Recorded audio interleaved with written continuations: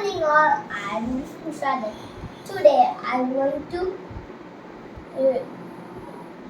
today is Water Day.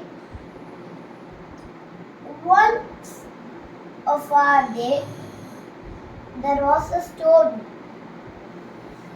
that in a jungle, in a forest there were fires. The one hummingbird saw that and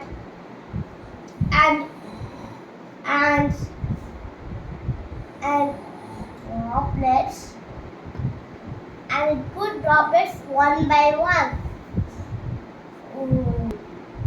She did what she can do. We should do what we can do. In world we have water and sanitation crisis. What can we do? We can do close the taps, fix the pipes. In 2030,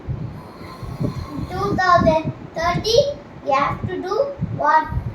We have to save water and sanitation for all.